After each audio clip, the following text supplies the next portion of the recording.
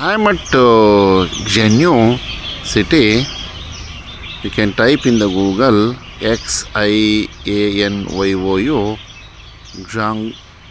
Gennu city. Traditional village. You can see all kinds of traditional Chinese temple in this city.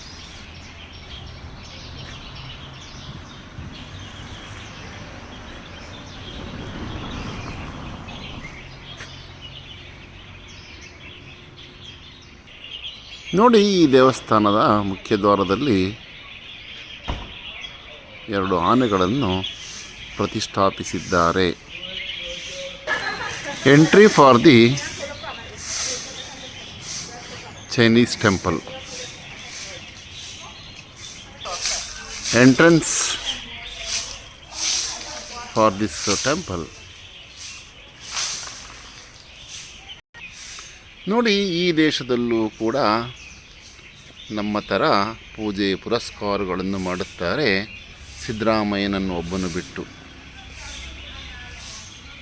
ಮರಗಳಿಗೆ ಅರಕೆ ಕಟ್ಟುವುದು ಕೂಡ ಇಲ್ಲಿ ಸರ್ವೇ ಸಾಮಾನ್ಯವಾಗಿರುತ್ತದೆ.